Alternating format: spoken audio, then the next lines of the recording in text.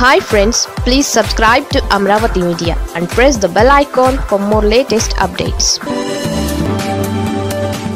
MP Lavu దెబ్బకు TDP నేతల మూకుమ్మడి రాజీనామా. తెలుగుదేశం పార్టీలో చేరికలు ఆ పార్టీని నియోజకవర్గంలో ఇబ్బందులు తెచ్చిపెడుతున్నాయి. మర్రి రాజశేఖర్ చేరికతో తెలుగుదేశం పార్టీ నేతలు అసంతృప్తి వ్యక్తం చేస్తున్నారు.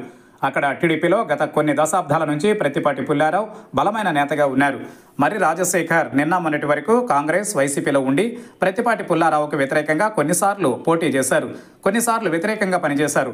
ఆయన ఓటమికి కూడా కారణమయ్యారు.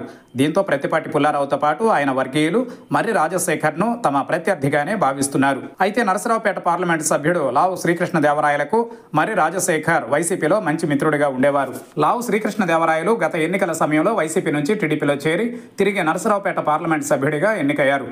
అధినాయకత్వానికి కూడా దగ్గరయ్యారు. లావు శ్రీకృష్ణదేవరాయలు సూచనతోనే 2024 ఎన్నికలలో వైసీపీ ఓటమి తరువాత మర్రి రాజశేఖర్ వైసీపీతో పాటు ఎమ్మెల్సీ పదవికి రాజీనామా చేశారు. రాజీనామా చేసినా తిరిగి ఎమ్మెల్సీ పదవిని మర్రి రాజశేఖర్కి ఇస్తామన్న ఒప్పందం కుదిరింది. అదే ఇప్పుడు చిలకలూరిపేట తెలుగుదేశం పార్టీకి మంటలు పుట్టిస్తోంది. మర్రి రాజశేఖర్ ఎమ్మెల్సీ అయితే చిలకలూరిపేట నియోజకవర్గంలో మళ్లీ మర్రి ఆధిపత్యం ప్రదర్శించే అవకాశం ఉందన్న అనుమానం ప్రత్తిపాటి వర్గీయులలో నెలకొంది. ఇన్నాళ్లు రాజీనామా చేసి మౌనంగా ఉన్న మర్రి రాజశేఖర్ మాత్రం టీడీపీలో చేరారు. ఆయనకు తెలుగుదేశం పార్టీ అధినేత చంద్రబాబు నాయుడు కండువా కప్పారు. దీని వెనుక నరసరావుపేట ఎంపీ లావు శ్రీకృష్ణదేవరాయలు ప్రమేయం ఉందని అనుమానించి పేట టీడీపీ నేతలు సోషల్ మీడియాలో ఎంపీ తీరును ఎండగడుతున్నారు. ప్రశాంతంగా ఉన్న పార్టీలో లావు వేలు పెట్టి చిచ్చు పెట్టారంటున్నారు. చిలకలూరిపేటలోని 4 మండలాలలో టీడీపీ నేతలు రాజీనామా చేస్తున్నట్లు హెచ్చరిస్తున్నారు.